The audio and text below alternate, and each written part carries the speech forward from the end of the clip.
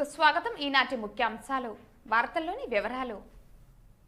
గంగవరం మండలంలోని గంగవరం పంచాయతీ చిన్నూరు గ్రామంలో జరిగిన ఇంటింటికి తెలుగుదేశం కార్యక్రమానికి సంబంధించి వైకాపా నాయకులు చేసిన విమర్శలను తిప్పికొడుతూ గంగవరం తెలుగుదేశం పార్టీ నాయకులు పట్టణ పార్టీ కార్యాలయంలో మీడియా సమావేశం నిర్వహించారు. టీడీపీ అధినేత చంద్రబాబు నారావారిపల్లిలో కుటుంబ సభ్యులతో కలిసి సంక్రాంతి వేడుకలు ఘనంగా జరుపుకున్నారు. చంద్రగిరిలో దొంగ ఓట్లు తొలగించాలని ఆందోళన సందర్భంగా పెట్రోల్ పోసుకోవడంతో అనారోగ్యం పాలైన చంద్రగిరి నియోజకవర్గం టీడీపీ ఇన్ఛార్జ్ పులివర్తి నానిని చంద్రబాబు నాయుడు పరామర్శించారు. ఈరోజు మన ప్రియతమ నేత మాజీ మంత్రివర్యులు అమర్నాథ్ రెడ్డి గారు 10, 11, 12 తేదీలో గంగవరం గ్రామ పంచాయతీలో ఇంటింటా తెలుగుదేశం కార్యక్రమానికి పాల్గొనడం జరిగింది. అందులో గ్రామస్తులందరూ కూడా స్వాగతం పలికి విశేష అభినందనలు తెలియజేశారు. గంగవరం మండలంలోని గంగవరం పంచాయతీ చిన్నూరు గ్రామంలో జరిగిన ఇంటింటికి తెలుగుదేశం కార్యక్రమానికి సంబంధించి వైకాపా నాయకులు చేసిన విమర్శలను తిప్పికొడుతూ గంగవరం తెలుగుదేశం పార్టీ నాయకులు పట్టణ పార్టీ కార్యాలయంలో మీడియా సమావేశం నిర్వహించారు. మీడియా సమావేశంలో తెలుగుదేశం పార్టీ జిల్లా బీసీసీఎల్ ఉపాధ్యక్షులు గంగవరం మాజీ సర్పంచ్ మురళి, మాజీ ఎంపీటీసీ చిట్టిబాబు, నియోజకవర్గ తెలుగు యువత కార్యనిర్వహణ కార్యదర్శి అశోక్, జీడిమాకులపల్లి పంచాయతీ నాయకులు రామచంద్రులు ప్రసంగించారు. ఈ కార్యక్రమంలో నాయకులు ఆనంద్, బాలాజీ, సురేంద్రబాబు తదితరులు పాల్గొన్నారు. కానీ మీరు ఎప్పుడు చెప్పినా కూడా మీ ఛాలెంజ్ మేము స్వీకరిస్తాం.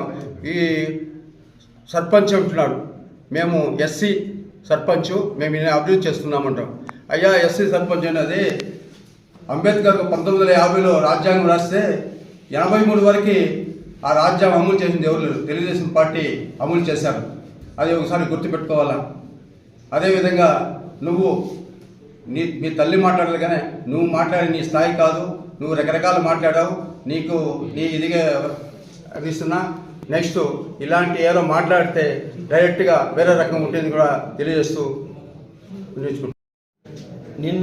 నిన్నలా మొన్న జరిగిన గంగవరం పంచాయతీ వైసీపీ లీడర్లో పెట్టిన ప్రెస్ మీట్కి ఏమాత్రం అర్థం పర్థం లేకుండా వాళ్ళ ఊదును చూసి బలుపు అనేసి సంబరాలు పడిపోతున్నారు. ఆ సంబరాలు మొట్టమొదట మీది బలుపు కాదు, అది ఊదు మాత్రమే, అది గుర్తు తెచ్చుకోండి. అదొకటి. ఇంకొకటి ఏమన్నాడంటే, ఒక ఆయన మీ తెలుగుదేశం కార్యకర్త అర్జీ ఇస్తే రోడ్డు వేసినాము అనేసి అన్నారు. అది గ్రామస్తులు ఆ వీధిలో ఉన్న వాళ్ళు అందరూ ఇస్తుంటే మీకున్నాం దాన్ని తెలుగుదేశం వాళ్ళు తింటున్నారు అంటున్నారా? ఒకసారి కళ్ళు నిద్రలేసి కళ్ళు ఏమైనా కనపడలేదేమో ఒకసారి కళ్ళు బాగా పులుముకొని డైలీ వచ్చి చూసుకోండి ఎవరు తింటున్నారు అనేసి.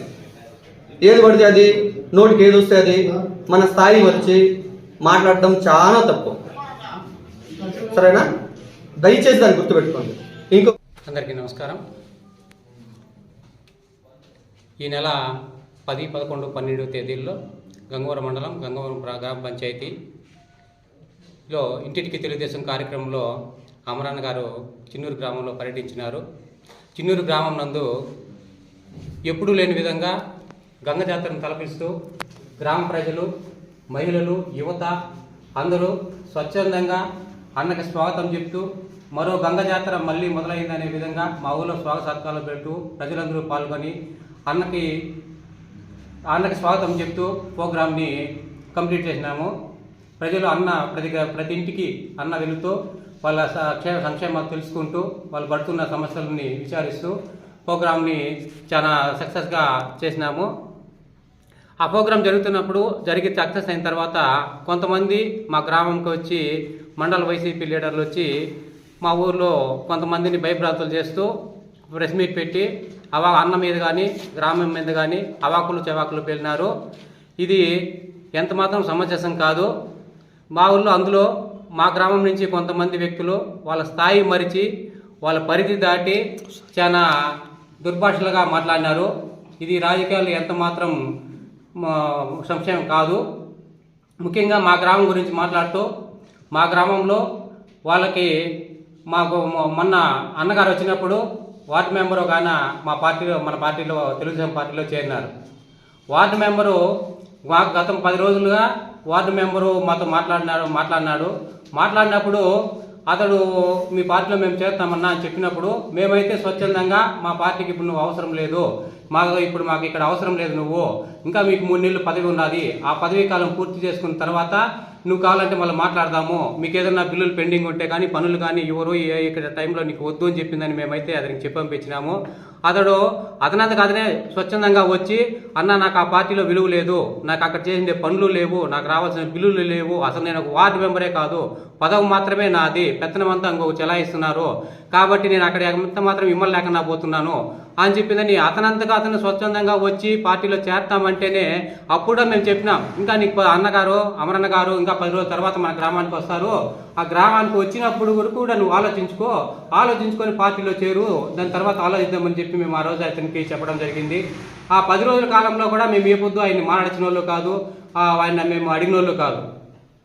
అన్నగారు గ్రామంలోకి ప్రవేశించిన స్వచ్ఛంద కార్యక్రమంలోకి ప్రవేశించిన తర్వాత అతనే మేము అతనికి ఫోన్ చేసిన వాళ్ళు కాదు, అతన్ని వాళ్ళ ఇంటి దగ్గర పోయి మేము పిలుచుకొచ్చిన వాళ్ళు కాదు, అతనంతకు అదే స్వచ్ఛందంగా వచ్చి అన్న మేము ఈ పార్టీలో చేరుతున్నాము, నేను మీ పార్టీలో ఉంటాను, పని చేస్తాను అని చెప్పిందని అతనంతగా స్వచ్ఛందంగా వచ్చి పార్టీలో చేరినాడే కానీ దాదాపు 200 మంది 300 మంది సమక్షంలో అతను పార్టీలో చేరినాడు.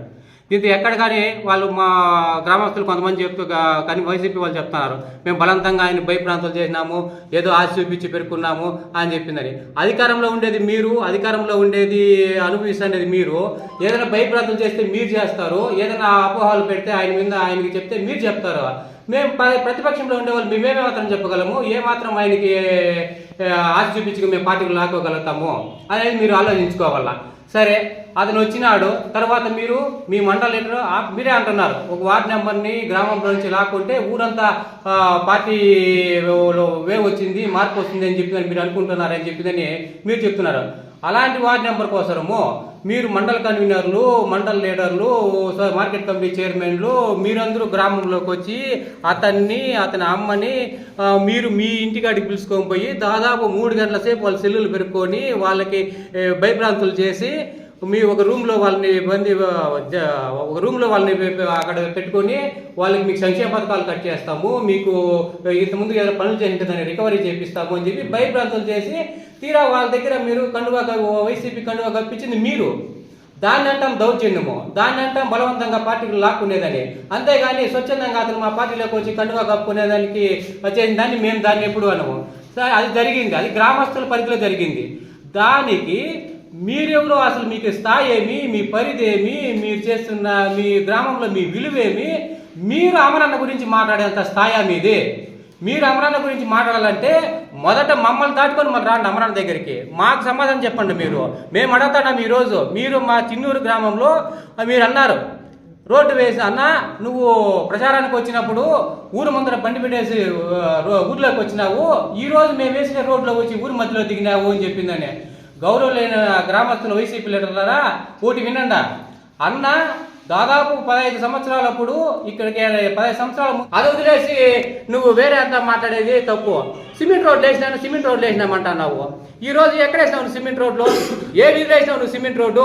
వేసింటే మా అమరన్న గారు శాంక్షన్ చేసిన రోడ్లు ఏదైనా పెండింగ్ ఉంటే దాన్ని వేసినావు. ఈ రోజు లేదంటే ఒక్క విషయం గమనించండి, మీరు సిమెంట్ రోడ్లు వేసినారు, మీ కమ్యూనిటీ వాళ్ళు ఒక ఇల్లు ఉంటే 200 మీటర్ల రోడ్డు వేసినాము. అదే మేము 30 మంది గ్రామస్తులు వీధిలో ఉంటే కనీసం అక్కడ 100 మీటర్ల రోడ్డు వేసేదానికి మీకు వీలు కదా? మీ ఒక ఇంటికి మీరు రోడ్లు వేసుకొని అదే మీకు అభివృద్ధి, మీకు అదే అంటే గ్రామానికి మీకు అభివృద్ధి చేసిన అంటున్నారు. లాగా ఛాలెంజ్ మాట్లాడుతున్నావు. ఏంది 90% ఓటు శాతం నీకు ఉండాలి అని చెప్పి. ఓకే, రైట్, మేము స్వీకరిస్తున్నాము. ఇది సారి 90% ఓటు ఈసారి అయిన ఎలక్షన్లో మీరుండండా, మేము అదే బూత్ నెంబర్ మా బూత్లో 90వ బూత్లో మేము మా గ్రామస్తులు కలిసి ఈసారి మేము 70% ఓట్లు కన్నా మేము పోల్ చేసుకోకపోతే మేము ఆ ఊర్లో రాజకీయాలు చేయము. మీరు ఏ పార్టీ చెప్తే మీకు కూడా అన్నా మీరు ఏ పార్టీకి ఓటు వేయాలన్నా ఏ పార్టీలో ఉండాలని మిమ్మల్ని అడిగి మీకు కూడా వస్తాము. అదే మేము 70% ఓట్లు మేము వేయించుకుంటే మీరు ఆ రోజు మీరు మీ ఓటమిని మీరు స్వీకరిస్తారా నేను అడగతా ఉండా. కాబట్టి మీ స్థాయి తగ్గ పనులు మీరు చేయొద్దండా, మీకు విలువ లేని పనులు స్థాయి తగ్గించొద్దండా, మమ్మల్ని ఆ స్థాయి దిగసారి మాట్లాడేంత వరకు మమ్మల్ని తేవద్దండా. ఇలాంటి చర్యలు ఇంకోసారి చేసినారంటే మేము తీవ్రంగా ఖండిస్తాము. మీరు చేస్తాండే పని ప్రతి ఒక్కటి ప్రజలకు తెలుస్తా ఉంది. మీ దౌర్జన్యాలు, మీ అన్యాయాలు, మీ అక్రమాలు ప్రతి ఒక్కటి ప్రజలు ఈరోజు చర్చిస్తా ఉన్నారు. కాబట్టి మీరు చరమగీతం పడేదానికి 2024లో మా ప్రభుత్వం వస్తుంది. అంతవరకు మీరు ఇలాంటి పనులు ఇంకా చేస్తామంటే తగిన మూల్యం చెల్లించుకుంటారు. ఇదే కన్నా చేయడానికి భవిష్యత్తు భవిష్యత్తులో మీరు చాలా ఇబ్బందులు ఎదుర్కొంటారని ఈ సమావేశపూర్వకంగా నేను తెలియజేస్తున్నాను. నమస్కారం. 2 రోజుల క్రితం అమరన్న గారు గంగవరం మండలం జీడుమాకులపల్లి పంచాయతీలో ఇంటింటికి తెలుగుదేశం బాబు షూరిటీ భవిష్యత్తుకు గ్యారెంటీ కార్యక్రమంలో భాగంగా ఎప్పుడూ లేని విధంగా జీడుమాకులపల్లి గ్రామంలో యువకులందరూ ముందొచ్చి 4 సంవత్సరాల 10 నెలల నుంచి ఒక్కరు కూడా బ్యానర్ వేయడానికి కూడా ముందుకు రానిటువంటి యువకులు అందరూ ముందుండి అమరన్నని భారీగా విజయవంతం చేపిస్తాం కార్యక్రమాన్ని అని పిల్లలు పెద్దలు అందరూ కూడా ముందొచ్చి అమరన్నని మన ఊరిలో ఒక గంగ పండుగ ఏ విధంగా జరుపుకుంటామో దానికన్నా రెట్టింపుగా మన ఊరిలో జరిపించాలనేసి భారీగా అమరన్నని ఇంటింటికి తెలుగుదేశం బాబు షూరిటీ భవిష్యత్తుకు గ్యారెంటీలో భాగంగా విజయవంతం చేసినందువల్ల జీడుమాకులపల్లి సర్రపంచు ఆయన కొన్ని విమర్శలు చేశారు. ఏమంటే అమరన్న గారు మాట్లాడింది ఏమంటే, అయ్యా మీ ఊర్లో డెవలప్మెంట్ చేస్తున్నారా లేదంటే ఇసుకను దోచుకుంటున్నారా, మన్నును దోచుకుంటున్నారా, ఊరు డెవలప్మెంట్ ఏం చేశారు అని ఆయన అడిగితే ఆయన ఒక మాట మాట్లాడినాడు. మీ ఇంట్లోనే నీ డ్రైవరే ఒక దొంగ, ఆ దొంగని నీ ఇంట్లోనే పెట్టుకోండావు, ఆ దొంగ తండ్రి తప్పు చేస్తే నేను వెళ్ళి జైలు నుంచి ఇడిపించుకొని వస్తేనే అని మాట్లాడినావు.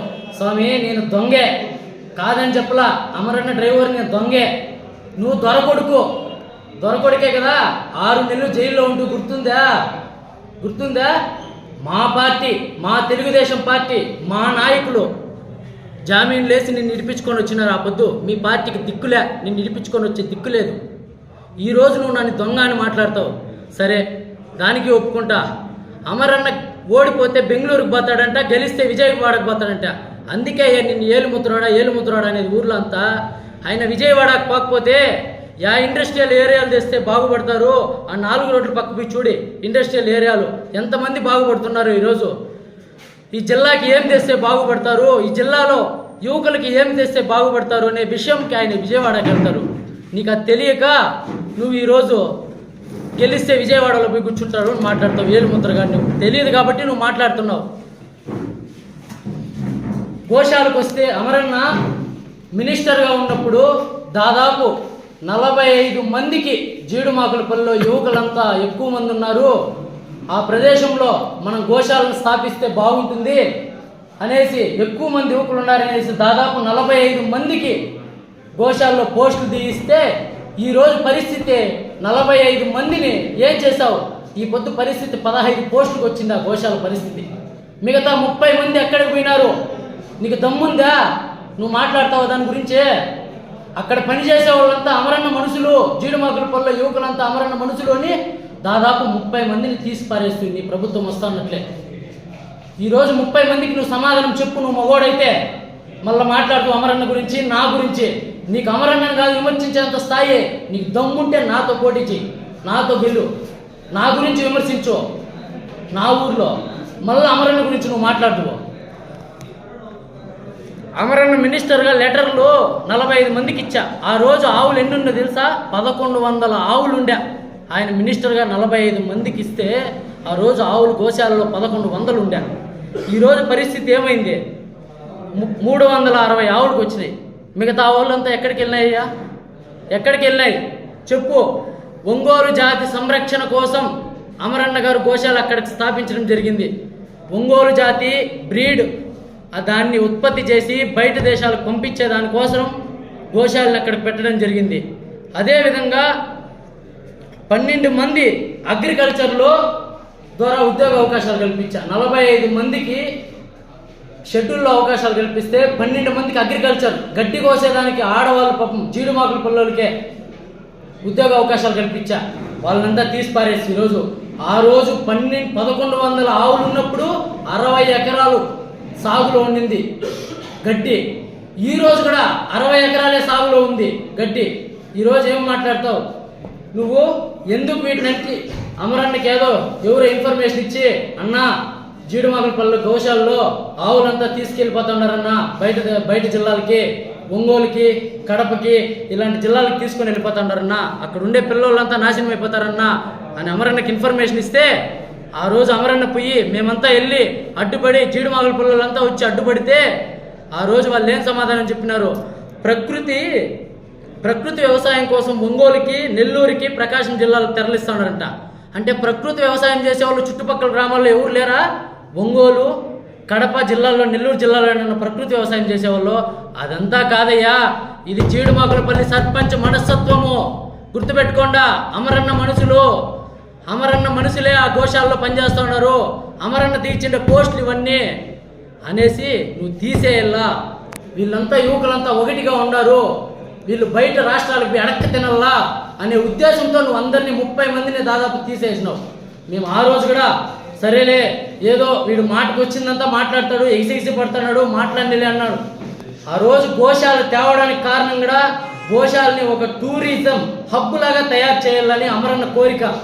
అది తయారు చేస్తే ఆ చుట్టుపక్కల గ్రామాలంతా అభివృద్ధి చెందుతాయి, ఆ చుట్టుపక్కల ఉండే వాళ్ళంతా బాగుపడతారు అనేసి ఆ గోశాలని అభివృద్ధి చేసింది అమరన్న. లే, ఎగిసి పడింది. మేము అమరన్న వస్తాడు రేపనంగా రాత్రిలో జెండాలు కండువాలు కనుక కట్టుకోవాలా, తోరణాలు కానీ అనుకుంటే ఒక లైట్ మలగల ఈదుల్లో. మొన్న ఒకటి ఇట్లా ఎగిసి పడింది అమరన్న బర్త్డేకి. మేము జెండాలు కాల్చేయనామంట, మా పెద్దోళ్ళు జెండాలు కాల్చేసినారంట అనేసి సత్యం చేయరా అంటే సత్యం చేసా. ఆ మరుసటి రోజు చేయిరిపా. నువ్వు కూడా గుర్తుపెట్టుకో, రేపు సవాల్కైనా వచ్చి సత్యమేనా చేసేవు, ఆలోచించుకొని సత్యం చేయి. నువ్వేమన్నా చచ్చిపోతే మాకు నిపుణింది రాబా. గుర్తుపెట్టుకొని సవాల్ చేసుకొని సత్యం చేయి. మాకు అపనిందం వచ్చేస్తుంది. నువ్వు మాట్లాడుతూ ఉంటే మా వల్ల కాల ఏందో మాట్లాడుతూ ఉన్నాడు. మా పెద్దోళ్ళంతా మమ్మల్ని ఈ పొద్దుటికి కూడా వద్దు, ఎంత ఎగిసి పడతాడో, వాళ్ళు గోడకి ఎంత జోరుగా వేస్తావో అంత రిటర్న్ మళ్ళీ మనకే వచ్చి పడుతుంది అనేసి మా పెద్దోళ్ళు అంటా ఉంటే కూడా ఈ రోజుకి ఏందో వీడు ఏమో చాలా ఎమ్మెల్యే లాగా అనుకుని వస్తున్నాడేమో, ఒక సర్పంచ్ అయ్యే అది కాళ్ళు పట్టుకొని అడుక్కొని సర్పంచ్ అయ్యిండే ఓడు ఎమ్మెల్యే లాగా ఆలోచించేస్తూ ఉన్నాడు అనేసి నేను మాట్లాడేకి ఈరోజు నా ఇది కాదు, కూర్చొని మాట్లాడే అంత ఇది కాదు. నేను పార్టీ ఆఫీస్లో ఒక పనోడు, అమరన్నతో ఒక డ్రైవరు, కానీ నేనే మాట్లాడాల్సి వస్తుందంటే వీళ్ళు ఎంత దిగజారి రాజకీయాలు చేస్తూ ఉన్నారంటే అంత దిగజారి రాజకీయాలు చేస్తున్నారు. నువ్వు అభివృద్ధి చేయనావు, యాడ్ చేయనావు తెలుసా? చెప్పేదా? నీ ఇంటికాడ ఒక రోడ్డు అయినావు తెలుసా? సచివాలయం వరకు నీ ఇంటికాడ ఇట్లా పోయే ఇట్లా దూరుతుంది, ఇట్లా లెఫ్ట్లో దూరి ఇట్లా రైట్కి దూరుతుంది రోడ్డు. ఆ రోడ్డు అయినప్పుడు ఏం చెప్పినావు తెలుసా? ఆడ ఉండే ప్రజలకంతా జగన్మోహన్ రెడ్డికి ఓట్లు వేయకపోతే పురుగులు పడి చచ్చిపోతారట. ఏమే మోరాడు ఎట్లో మోరడో ఏంటే రోడ్డుకే పురుగులు పడతాయి మన ఊరు ప్రజలంతా. అంటే మేమంతా ఏంటే రోడ్లో మేమే పొద్దు చెప్పుకోలేదే, ఊరంతా వేయించున్నాం రోడ్లు. కాంగ్రెస్ ప్రభుత్వంలో జరిగింది, తెలుగుదేశం ప్రభుత్వంలో జరిగిన రోడ్లు కాదని చెప్పలా. మీ వైఎస్ఆర్ ప్రభుత్వంలో ఏం జరిగింది చెప్పు? ఏంటావు నీ ఇంటి ముందు ఇట్లా రోడ్డు ఇట్లా రోడ్డు, అర్థమైందా? గుర్తుపెట్టుకొని ఏదన్నా మాట్లాడేటప్పుడు ఎందుకో మా లాంటి పిల్లలు కూడా పెద్దవాళ్ళు చేసి వదులుతాం, మర్యాద పెట్టుకో, అర్థమైందా?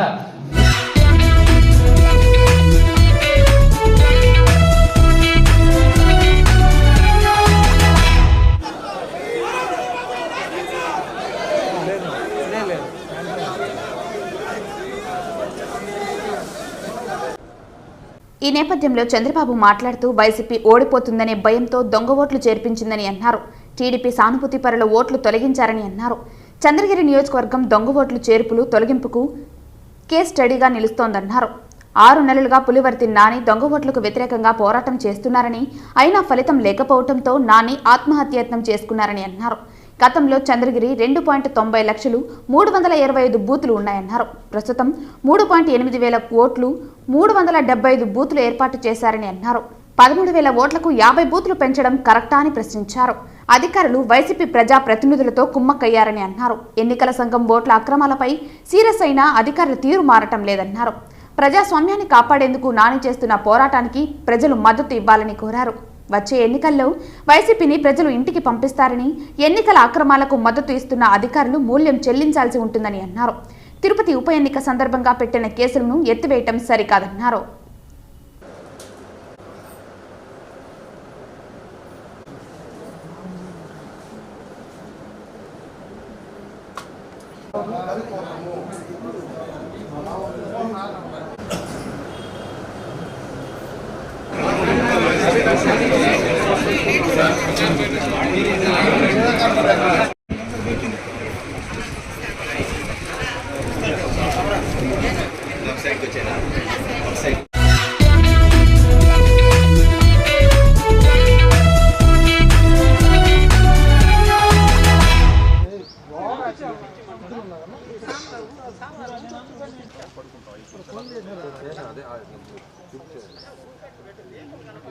నందమూరి నారా కుటుంబ సభ్యులు కలిసి మొదట సత్యమ్మ దేవాలయంలో ప్రత్యేక పూజలు నిర్వహించి అనంతరం నాగలమ్మ దేవాలయం వద్దకు చేరుకుని అక్కడ పూజలు నిర్వహించారు.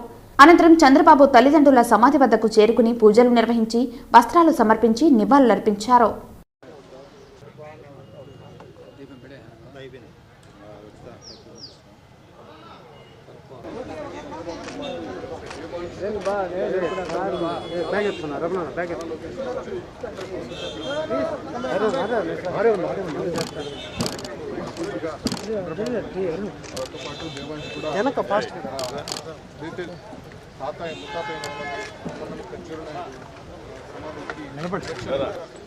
నా ఎనికి రానా అంటే ఏం పురుషోత్తావు నువ్వు దై కొడతానువా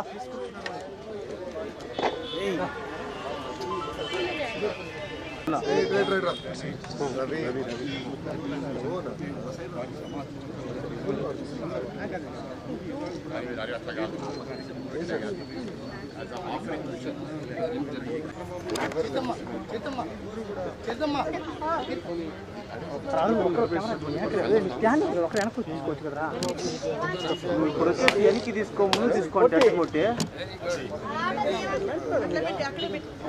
రండి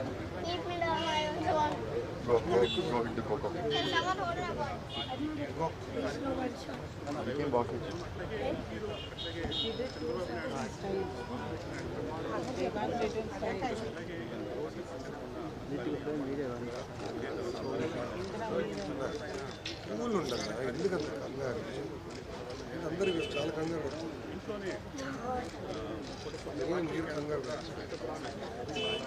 మారిపోయింది బాబోయ్. మాకు దారి ఇవ్వండి, మేము చేస్తాం.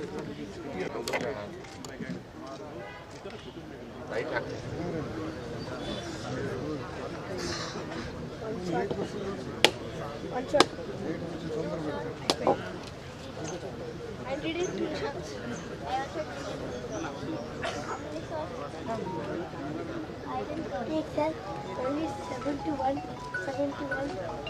shots you have to win. 1 to 7. No. Last day, 7th of January 2005. But they want you also go and catch it. There is another thing. Okay.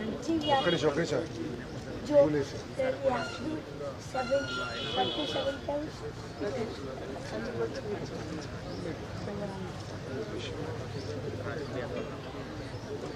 I can't.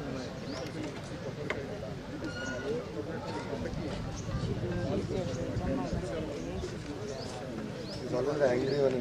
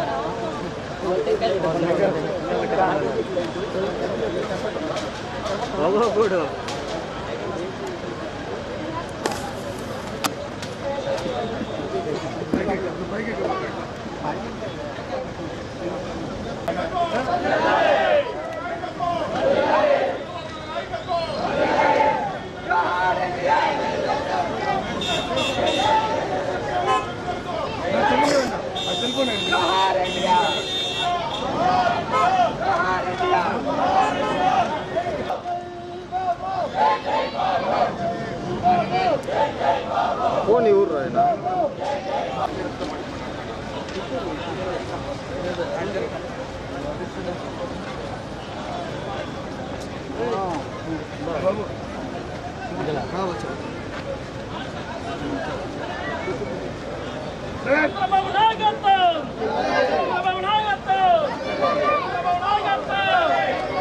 మళ్ళీ